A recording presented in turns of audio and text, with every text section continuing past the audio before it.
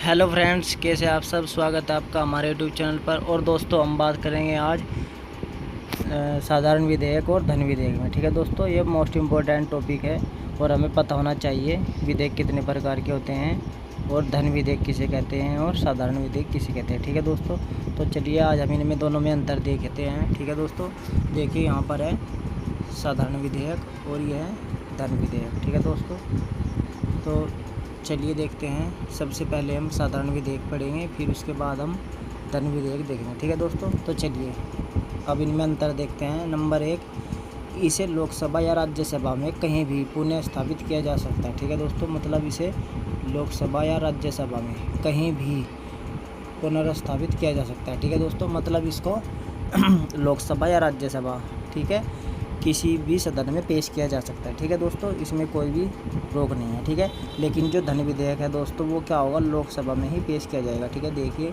Number 1 में इसे सिर्फ लोकसभा में पुनर्स्थापित किया जा सकता है। ठीक है दोस्तों, तो यहाँ पर पहला अंतर ये होगा कि जो साधारण विधेयक है वो लोकसभा या राज्यसभा कोई भी सदन में, कोई से भी सदन में पेश किया जा सकता है। ठीक है दोस्तों, और जो धन विधेयक है, धन विधेयक सिर्फ लोकसभा में पेश किया जाएगा। ठीक है, तो प्रश्न कैसे बनता है कि निम्नलिखित में से धन विधेयक पेश किया जाता है, तो वहाँ पर ऑप्शन आते हैं लोकसभा, राज्यसभा, दोनों, इनमें से कोई नहीं। तो बच्चे क्या करते हैं, ज़्यादातर दोनों कर देते हैं कि दोनों में होता है, तो लोकसभा में, राज्यसभा में। ठीक है, क्योंकि ये धन से जुड़ा हुआ मामला है। ठीक है, तो लोगों से, धन का मामला किससे जुड़ा है, लोगों से। ठीक है, और लोग किस में रहते हैं, लोकसभा में। ठीक है, लोकसभा लोगों की सभा और राज्यसभा राज्य से संबंधित है। ठीक है, तो इसीलिए लोगों से संबंधित धन है। धन विधेयक का मतलब ये है कि कोई भी टैक्स बढ़ाना हो, कर बढ़ाना हो, कोई भी घटाना हो, ठीक है, तो उससे संबंधित है। जैसे बजट से संबंधित कोई भी, या किसी पर कोई रेट ज़्यादा बढ़ाना है, टैक्स बढ़ाना है, कम करना है, घटाना है। ठीक है, तो जितने भी धन से संबंधित विधेयक है वे सब क्या में होंगे, लोकसभा में। ठीक है, क्योंकि लोगों पर ही फर्क पड़ता है इस चीज़ का। ठीक है, और लोगों से ही संबंधित है धन। ठीक है, तो इसलिए लोकसभा में ये पेश किया जाता है। ठीक है दोस्तों, चलिए अब देखते हैं दूसरा, नंबर 2, इसमें इसे या तो मंत्री द्वारा, ठीक है दोस्तों, या तो मंत्री द्वारा या गैर सरकारी सदस्य द्वारा पुनर्स्थापित किया जाता है। ठीक है, इसका मतलब यह है कि इसे या तो मंत्री, ठीक है, या गैर सरकारी सदस्य क्या करेगा, इसे पेश करेगा। ठीक है, पुनर्स्थापित करेगा। ठीक है दोस्तों, साधारण विधेयक को, जबकि इसमें सिर्फ कौन करेगा, मंत्री द्वारा। ठीक है दोस्तों, यहाँ पर ध्यान रखना, इसमें मंत्री या गैर सदस्य भी कर सकता है, गैर सरकारी सदस्य भी, लेकिन यहाँ पर कौन करेगा, मंत्री सिर्फ। ठीक है, ये ध्यान रखना, धन विधेयक को मंत्री, और कहाँ से, लोकसभा में। ठीक है, चलिए अगला देखते हैं, नंबर 3। नंबर 3 में है, यह बिना राष्ट्रपति, ठीक है, की संस्तुति के पुनर्स्थापित होता है। ठीक है दोस्तों, मतलब इसमें राष्ट्रपति की संस्तुति की कोई ज़रूरत नहीं है। ठीक है दोस्तों, लेकिन इसे सिर्फ राष्ट्रपति की संस्तुति से ही पुनर्स्थापित किया जा सकता है। ठीक है दोस्तों, तो जो धन विधेयक है उसमें राष्ट्रपति की संस्तुति की ज़रूरत है। ठीक है दोस्तों, उसमें अनुमति की ज़रूरत है, वो संस्तुति देगा तभी वो पेश किया जाएगा। ठीक है दोस्तों, तो यहाँ पर ध्यान रखना। चलिए नंबर 4 देखते हैं, इसे राज्यसभा द्वारा संशोधित या स्वीकृत किया जा सकता है। ठीक है दोस्तों, इसे राज्यसभा क्या कर सकती है, संशोधित कर सकती है, बदलाव कर सकती है, या मना कर सकती है, स्वीकृति नहीं देगी। ठीक है, अस्वीकृत कर सकती है। ठीक है दोस्तों, 2 ऑप्शन हो गए यहाँ पर, उस विधेयक को बदल सकती है, साधारण विधेयक जो है, दूसरा अस्वीकृति दे सकती है अपनी। ठीक है, अच्छा, अब धन विधेयक में देखिए, धन विधेयक की कंडीशन में क्या है, इसमें राज्यसभा कोई संशोधन या स्वीकृति नहीं दे सकती है। ठीक है दोस्तों, इसमें सिर्फ क्या कर सकती है, 14 दिन के लिए रोक सकती है। ठीक है दोस्तों, सिर्फ 14 दिन। ठीक है, ये ध्यान रखना आप। चलिए आगे देखते हैं, नंबर 5 में, इसे राज्यसभा अधिकतम 6 माह के लिए रोक सकती है। ठीक है दोस्तों, साधारण विधेयक को कितने दिन के लिए राज्यसभा रोक सकती है, राज्यसभा अधिकतम 6 माह के लिए रोक सकती है। ठीक है दोस्तों, और इसे राज्यसभा अधिकतम 14 दिन के लिए रोक सकती है। ठीक है दोस्तों, तो साधारण विधेयक को 6 महीने के लिए रोक सकती है, और जो धन विधेयक है दोस्तों उसको रोक सकती है 14 दिन के लिए। ठीक है दोस्तों, ये ध्यान रखना। ठीक है, ना तो उसमें परिवर्तन कर सकती है, ना उसको मना कर सकती है स्वीकृत। ठीक है, उसको 14 दिन बाद करना ही होगा। ठीक है, चलिए अगला देखते हैं, नंबर 6, इसे राज्यसभा में भेजने के लिए, ठीक है दोस्तों, इसे राज्यसभा में भेजने के लिए अध्यक्ष के प्रमाणन की ज़रूरत नहीं होती। ठीक है दोस्तों, तो जो अध्यक्ष होता है, ठीक है दोस्तों, राज्यसभा में भेजने के लिए अध्यक्ष के प्रमाणन की ज़रूरत नहीं होती है। अब देखिए धन विधेयक में इसे अध्यक्ष के प्रमाणन की जरूरत होती है। ठीक है दोस्तों, इसमें क्या होता है, अध्यक्ष के प्रमाणन की ज़रूरत होती है। ठीक है, आवश्यकता होती है।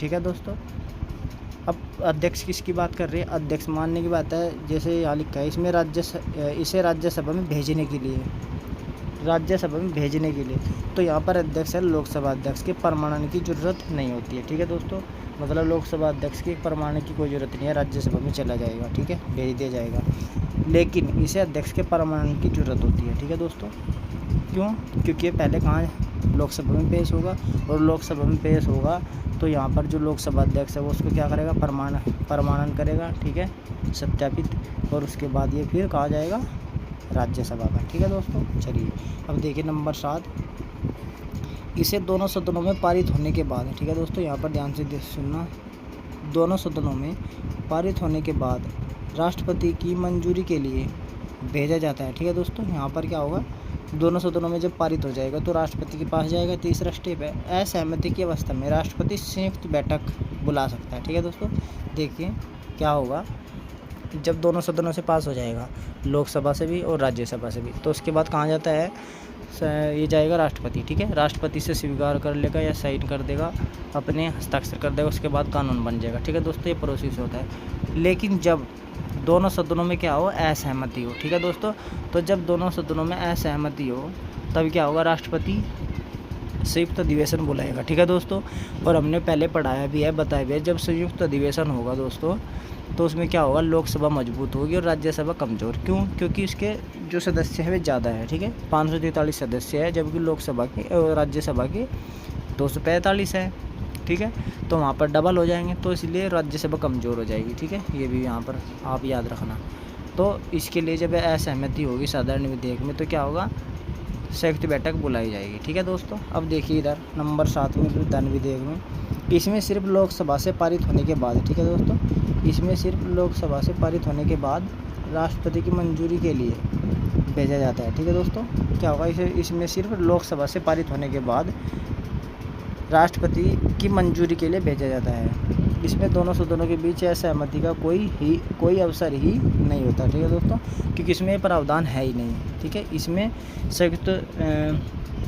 संयुक्त अधिवेशन का कोई या बैठक का कोई प्रावधान नहीं है। ठीक है दोस्तों, धन विधेयक में, इसीलिए संयुक्त बैठक का कोई उपबंध नहीं है। ठीक है दोस्तों, तो उसमें लोकसभा से पारित होने के बाद राष्ट्रपति की मंजूरी के लिए भेजा जाता है। क्यों, क्योंकि राज्यसभा को तो 14 दिन तक के लिए रोक सकती है सिर्फ। ठीक है, उसमें भी उसको कोई पावर नहीं है। ठीक है, और ना संयुक्त बैठक हो सकती है, ये भी बंद नहीं है। ठीक है, तो इसलिए सीधा कहाँ जाएगा फिर ये, राष्ट्रपति के पास। ठीक है दोस्तों, जबकि साधारण में क्या होगा, दोनों सदनों से पास होगा फिर राष्ट्रपति के पास जाएगा, और यदि दोनों सदनों असहमत है दोनों सदन, तब क्या होगा, तब इनकी दोनों की संयुक्त बैठक बुलाई जाएगी। ठीक है दोस्तों, चलिए नंबर 8 देखते हैं। इसमें है, इसके लोकसभा में अस्वीकृत होने पर सरकार को त्यागपत्र देना पड़ सकता है। ठीक है दोस्तों, इसके लोकसभा में अस्वीकृत होने पर सरकार को क्या देना पड़ सकता है, त्यागपत्र। ठीक है, पड़ सकता है, यदि इसे मंत्री ने पुनर्स्थापित किया हो। ठीक है दोस्तों, यदि इसे मंत्री ने क्या किया हो,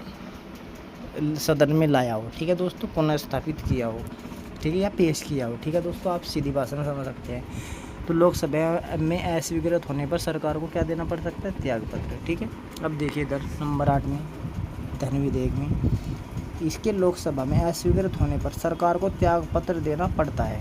ठीक है दोस्तों,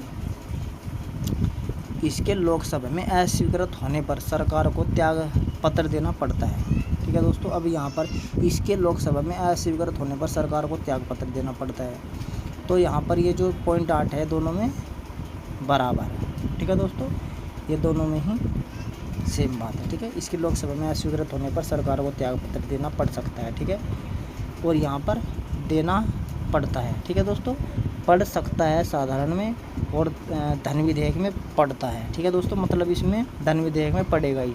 ठीक है, यदि लोकसभा में अस्वीकृत हो जाता है धन विधेयक तो सरकार को त्यागपत्र देना पड़ता है। ठीक है, ये क्लियर है, लेकिन साधारण विधेयक में देना पड़ सकता है। ठीक है, इसमें क्लियर नहीं है, देना नहीं भी पड़ सकता है और दे भी सकते हैं। ठीक है दोस्तों, और दूसरी बात इसमें कंडीशन और लगा दी, यदि इसे मंत्री ने पेश किया हो। ठीक है, और यदि जैसे ऊपर लिखा था कि गैर सरकारी सदस्य द्वारा, तो तब तो देना पड़ेगा ही नहीं। ठीक है, तो यहाँ पर ये बात इस पॉइंट में अलग है, अंतर है। ठीक है, एक बात क्या है इनमें सेम पॉइंट 8 में कि यहाँ पर त्याग पत्र की दोनों में बात हुई है। ठीक है, लेकिन कंडीशन ये है कि किस तरीके से दिया जा सकता है। ठीक है, हाँ, तो चलिए अब हम अपने अंतिम पॉइंट पे आते हैं 9 पे। ठीक है दोस्तों, चलिए 9 भी देख लेते हैं।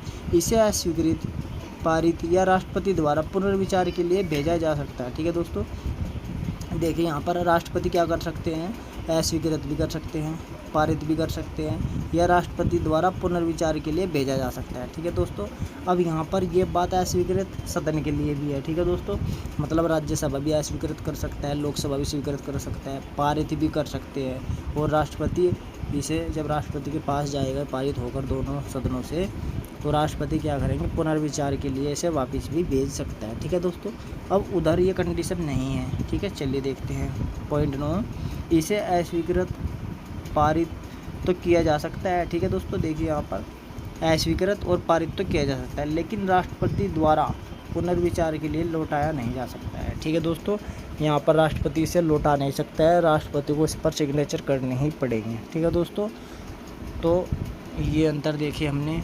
ठीक है दोस्तों, धन विधेयक और साधारण विधेयक में। ठीक है, इससे पहले हमने धन विधेयक, साधारण विधेयक, वित्त विधेयक प्रथम, वित्त विधेयक द्वितीय और संविधान संशोधन, ठीक है 368, ये हमने अंतर देखे थे।